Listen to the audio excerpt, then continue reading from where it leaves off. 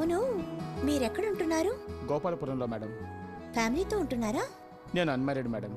నాన్నగారు లేరు, అమ్మ ఒక్కతే ఉంది. కొన్నాళ్ళు పోయాక అమ్మని పిలుచుకొస్తాను.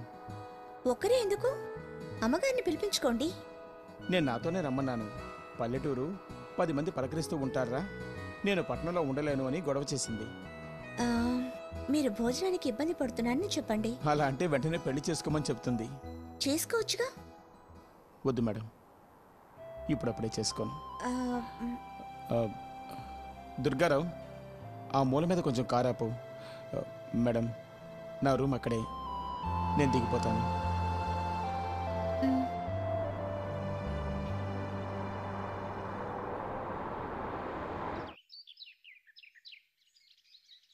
సార్ సార్ మేము ల్యాబ్ నుంచి వచ్చాం. Welcome Manmatha, welcome.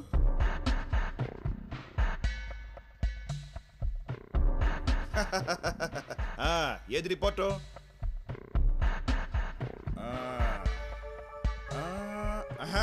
ఏయ్, మీ వదిని పిలిచారా? వదినా,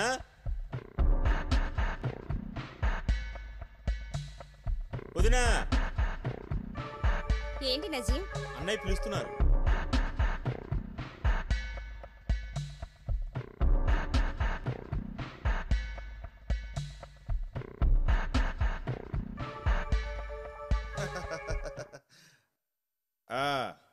చూడు మాయలేడి, నువ్వు ఎంతో గొప్పగా ఎవరికో పుట్టిన బిడ్డని నా బిడ్డగా నిరూపించాలని ప్రయత్నించావు. నీ ప్లాన్ తలకిందులైంది. లకోటా, ఇదిగో నీ చేతో నువ్వే చించి చదివి నేను తప్పు చేశానని ఒప్పుకొని మూటా ముళ్ళతో పాటు నీ కొడుకును తీసుకొని పారిపో. అలాగేనండి, ఆ కవర్ ఇవ్వండి. మహదానందంగానే మాయల మరాఠీ రాణి చదువు.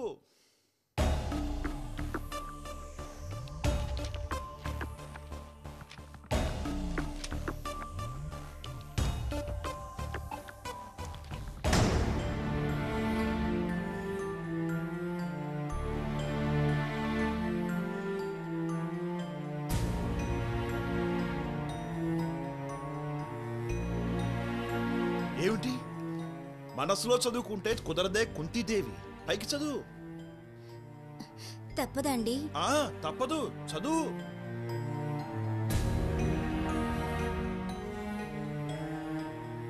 మా ల్యాబ్కి డిఎన్ఏ టెస్ట్ కోసం పంపిన శ్రీ ముద్దుకృష్ణ గారి శాంపిల్ని, వారి బిడ్డగా అనుమానించబడే పిల్లవాడి శాంపిల్ని పరీక్షించిన మీదట తేలిన యథార్థం.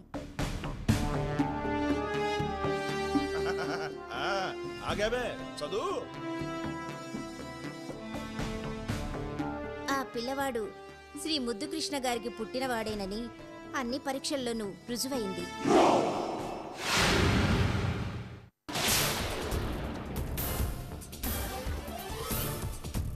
మీరు కాస్త పైకి చదివితే అందరూ ఒకసారి మళ్ళీ వింటాం. చదవండి.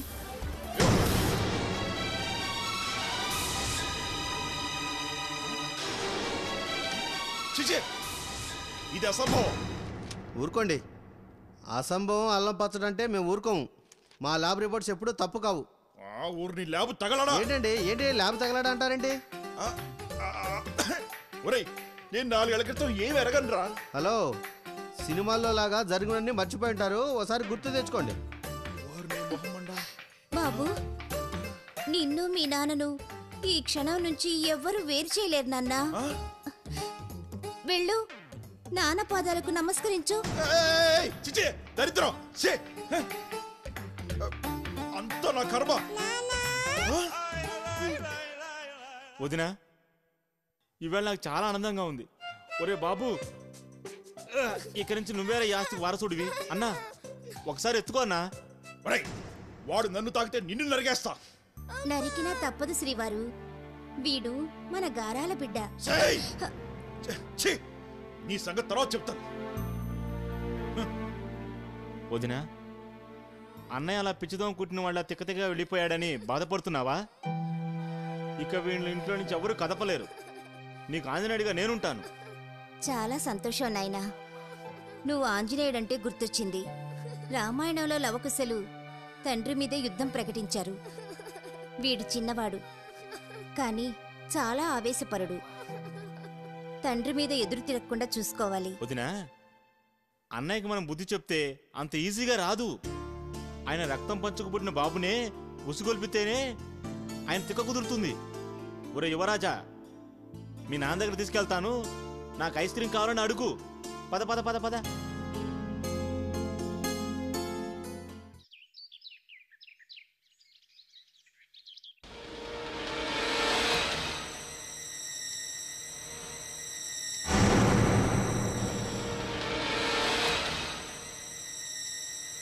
ముద్దుకృష్ణనా? నుదుట నిలువుబొట్టు, అర్థం కాని తెలుగు మాట్లాడతాడే అతనేనా? అవును మేడం. వాడా? వాడు మన ఖాతాదారే. తిరుపతికి వచ్చినప్పుడు ఓసారి మన కంపెనీకి వచ్చి బాగా డబ్బు కూడా ఇచ్చాడే. అవును మేడం.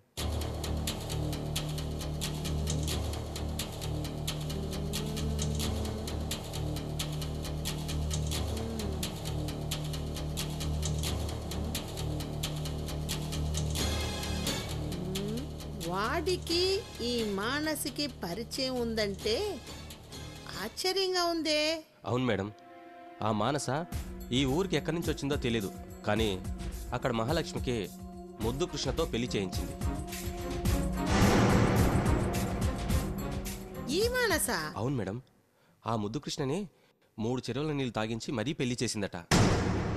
ముద్దు కృష్ణే దేశం ముదురు, వాణ్ణి 3 చెరువులు నీళ్లు తాగిచ్చిందంటే అమ్మో, ఇది పరాశక్తి చెల్లెలా పూలాందేవి అక్కయ్యా? అర్థం కావడం లేదే. అంతేకాదు మేడం, అక్కడ ముద్దు కృష్ణ వల్ల చెడిపోయిన ఆడవాళ్ళందరినీ ఒక సంఘంగా ఏర్పాటు చేసి చైర్మన్ పదవి పోగొట్టింది కాకుండా జైలు కూడా పంపిందట. ఆ? అమ్మ దీని సిగదరగా ఇంతటి కోటీశ్వర్నే జైలుకు పంపించిందంటే అమ్మో అమ్మో, నా లెవెల్కి జీవిత ఖైదీనైనా వేయిస్తుంది. ఇంకా ఏమైనా వివరాలు సేకరించుంటే చెప్పు. దీనికి ఎవరైనా బాయ్ ఫ్రెండ్ గానీ లవ్ చేసిన వాడు గానీ ఉన్నాడేమో తెలుసుకున్నావా? అలాంటిదేం లేదమ్మా, నిప్పులాంటి మనిషి అని అందరూ చెప్పారు.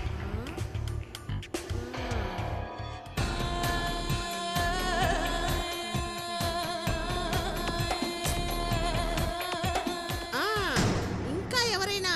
కొన్నాళ్ళు చర్చి మదర్ ఇంట్లో ఉంది, మరి కొన్నాళ్ళు ముద్దు కృష్ణను పెళ్లి చేసుకున్న మహాలక్ష్మి ఇంటి ముందు వేరే ఇంట్లో ఉండేదట. టీచర్గా పనిచేసేదట. మరి ఆ ఊరు నుంచి ఈ ఊరికి ఎందుకు వచ్చినట్లు? అదేంటి మేడం అలా అంటారు? ఆ అమ్మాయి ఎందుకు వచ్చిందో, కానీ మీరు మాత్రం ఆ అమ్మాయి దొరకగానే కంపెనీలో తోయాలని చూశారు. అక్కడొచ్చిందన్నమాట. అంటే నీ ఉద్దేశం? వయసులో ఉన్న ఆడపిల్ల కనిపించగానే ఇది మనసరికే అని ముగ్గులోకి లాగుతారు మీరు. కాస్త ఆలోచించి మన టైపా కాదా అని తెలుసుకొని రంగంలోకి దింపితే ఈ గొడవ ఉండేది కాదు. ఒరే పిచ్చి మాలోకమా, ఒంటరిగా వచ్చిన ఆడదంటే 90% చెల్లని నోటురా. అయినా మన జాతి ఆడది కొత్త వాళ్ళు అడిగి అడగగానే అవును మేడం నేను రెడీ అన్నది ఎవరు? పొట్టు బెట్టు చేస్తారు. అలా అని వదిలేస్తే మన దుకాణం మూసుకోవాలరా. పిల్ల నదురుగా నాజొగ్గా ఉంది కదా, 4 రాళ్ళు సంపాదించవచ్చని ట్రై చేస్తే నా బ్రతుకు బజారైపోయింది. ఇప్పుడు ఆ మానస కోలుకుంటుందన్నారుగా, వచ్చే వైదాకి కోర్టులో సాక్ష్యం చెప్తే ఎలా మేడం? సామ దాన భేద దండోపాయాలు 4 ఉన్నాయి, అందులో ఒక్కటి వదిలేసా. ఇప్పుడు అది ప్రయోగిస్తా. అంటే వేసేయమంటారా? ఏం చేసేది? అలాంటి పిచ్చి పనులు చేస్తే ఎన్కౌంటర్ చేస్తాడా ఎస్ఐ గాడు. నేను చూసుకుంటాను, నువ్వు మాత్రం టచ్లో ఉండు. అలాగే మేడం.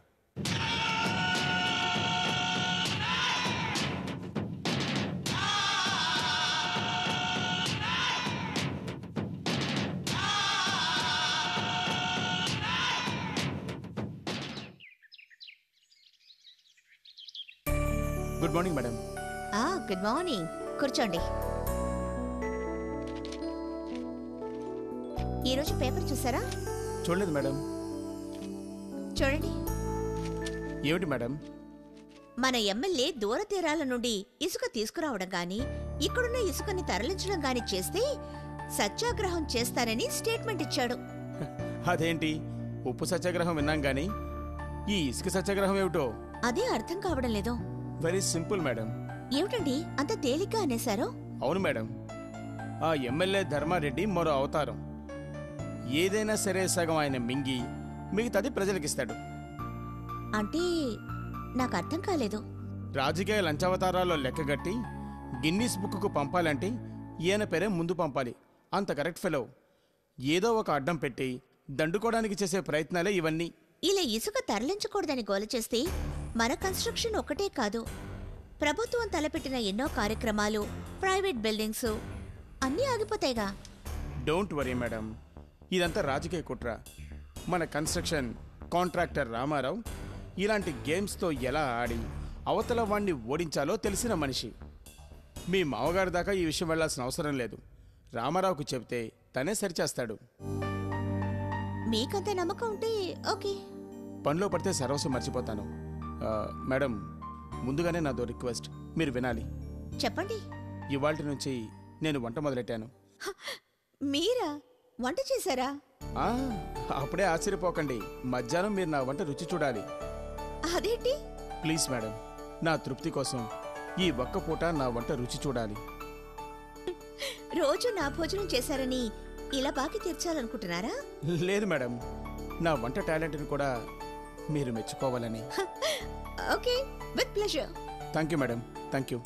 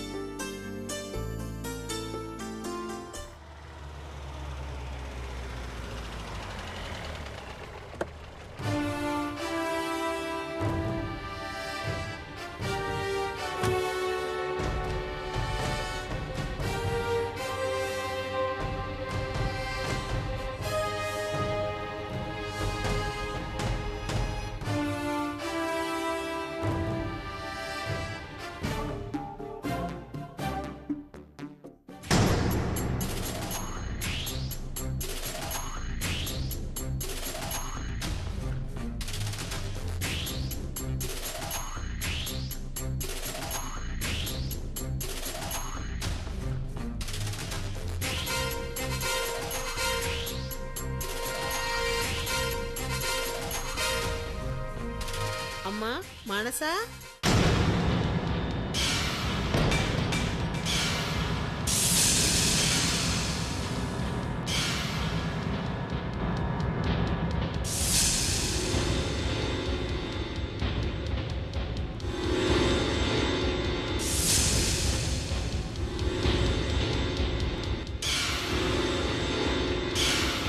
మానసా, అమ్మా మానసా, నేను విరోధిగా రాలేదమ్మా.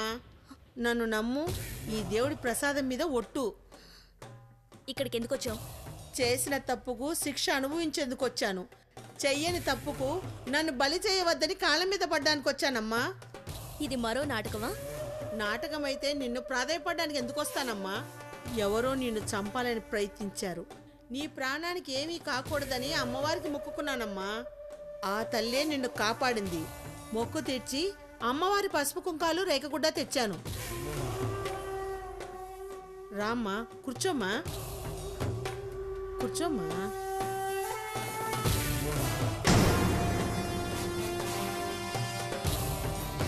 నేను బతకాలని నువ్వు దేవుడికి మొక్కుకున్నావా? నమ్మమంటావా? నిజం తల్లి, నన్ను నమ్ము. కానీ నువ్వు ఎందుకు బ్రతకాలని కోరుకున్నానో విను. నువ్వు నిజంగా చనిపోతే నిన్ను హత్య చేయించింది నేనేనని ఊరేస్తారు. నిజం చెప్తున్నానమ్మా, నిన్ను నానా కష్టాలు పెట్టిన మాట నిజమే. బ్రోతల హౌస్ నడిపినందుకు, ఇంకా చాలా నేరాలు చేసినందుకు నేను జైలు శిక్ష అనుభవించడానికి రెడీ. కానీ అటెంటివ్ మర్డర్ కేసు కింద నన్ను జైలుకు పంపితే బయటికి రాలేనమ్మా. నా మీద దయ తలచి ఆ కేసు నా మీద పెట్టకుండా ఎస్ఐ గారితో చెప్పమ్మా. అయితే మమ్మల్ని హత్య చేయాలనే ఆలోచన నీకు కాక ఇంకెవరికుంటుంది? అయ్యో రామా, అదే కదమ్మా నా బాధ. ఏదో తప్పుడు పనులు చేసినందుకు శిక్ష అనుభవించితే ఆ పాపం పోతుందని నిర్ణయానికి వచ్చినప్పుడే ఇది జరిగిందమ్మా. నిజంగా చెప్తున్నాను, నేను ఎంతకాలం బ్రతుకుతానో నాకు తెలీదు. నన్ను అర్థం చేసుకో తల్లి. నేను పూర్తిగా మారిపోయాను. భగవద్గీత చదువుతుంటే జ్ఞానోదయం కలిగిందమ్మా. ఇంకెప్పుడు ఏ పాపం చేయనమ్మా. నాకేం పిల్ల, పాప, మొగుడా, మొద్దులా ఉన్న ఆస్తంతా నువ్వు ఏ ధర్మ కార్యానికి రాయమన్నా ఇప్పుడే రాసి నీ చేతిలో పెడతా. నన్ను నమ్ము మనసా. వద్దు. నిజంగా నువ్వు హత్య ప్రయత్నం చేయకపోతే న్యాయస్థానం నీకే శిక్ష వేయదు. రుజువైతే మాత్రం నిన్నెవ్వరు కాపాడలేదు. అయ్యో తల్లి, నేను ఏ హత్య చేశానని షార్ట్షీట్లో ఎస్ఐ రాశారు. అలాంటప్పుడు నన్ను ఎంక్వైరీకని తీసుకెళ్లి ఆడ పోలీసులు మక్కలు విరగొట్టించి నేనే ఈ నేరం చేశానని ఒప్పిస్తారమ్మా. అన్యాయం అయిపోతాను, కాపాడు తల్లి. ఏంటి ఇలా వచ్చావు? అమ్మా మాధవమ్మ, నీ అక్కలాంటిదాన్నమ్మా. నేను ఈ హత్య ప్రయత్నం చేయించలేదమ్మా. నా రౌడీ సచ్చినోళ్ళు జైల్లోనే ఉన్నారు. నేనెవరితో హత్య చేయిస్తానమ్మా? సరే సరే, గొడవ చేయకు. మా తమ్ముడు లేనప్పుడు నువ్వు ఇంటికి రావడం ఏంటి? మీ తమ్ముడి గారితో చెప్తారని ఆశతో వచ్చానమ్మా. ఆ మొదనష్టపు బ్రోతల కేసులో నుంచి నన్ను వదిలేయమని చెప్పండి. ఈ కేసులో నుంచి వదిలేయమని చెప్పండి అమ్మా. వాడి ఉద్యోగ విషయంలో మేము తలదూర్చాం. నువ్వు మమ్మల్ని బతిమాలొద్దు. అయ్యో, అన్యాయంగా ఆడ కూతురైన నన్ను ఊరేస్తాడా మీ తమ్ముడు? అమ్మా మానస, నువ్వైనా చెప్పమ్మా. అమ్మా తల్లి, ఈ కేసులో నుంచి కాపాడమ్మా.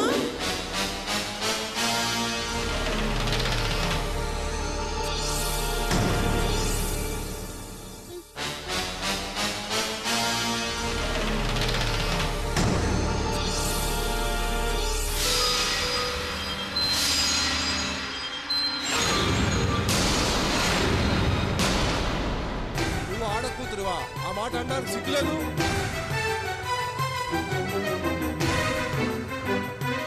రాక్షసి, ఇప్పుడు నువ్వు నా ఇంటికి వచ్చి ఒంటరిగా ఉన్న మానసిని హత్య చేయబోతుంటే నిన్ను ఎన్కౌంటర్ చేస్తానని రిపోర్ట్ చేస్తాను. దేవుని తలుచుకోవే. నువ్వు బతకూడదు, నువ్వు బతకూడదు. నిన్ను చంపకుండా దీన్ని చంప తీరాలి. ఈ రోజుతో దీన్ని మూడింది.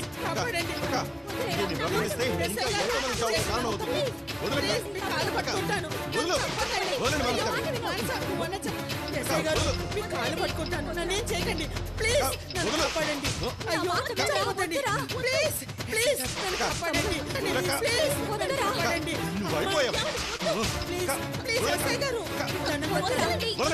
చంపేస్తాను, దీన్ని చంపేస్తాను.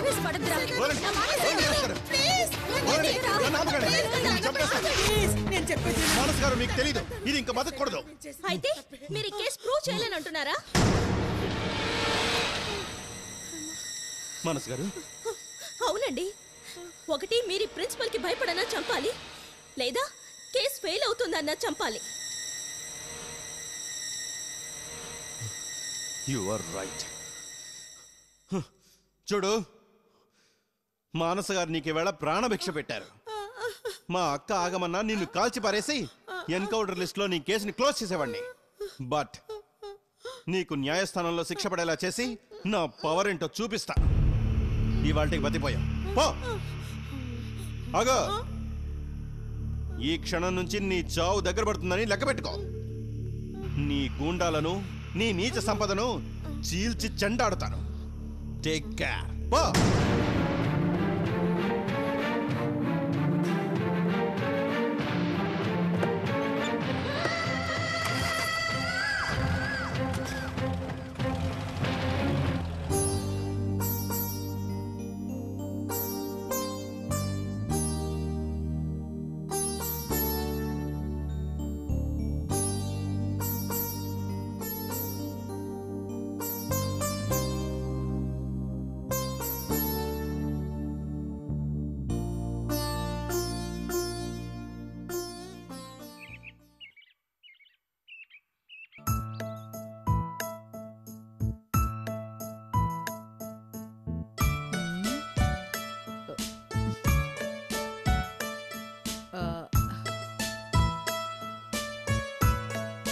హాయా, కళ్ళ డాక్టర్ చూపించుకోమని చెప్తే వినవు కదా.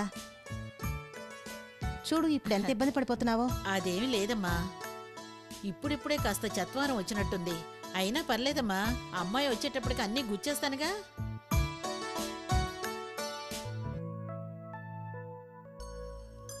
వదినా, వదినా,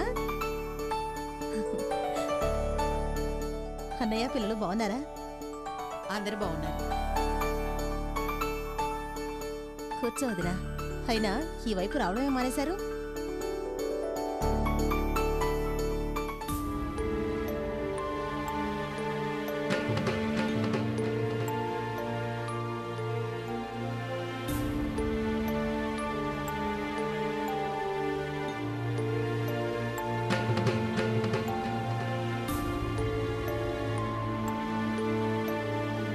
ఏమిటదినా అలా చూస్తున్నావు?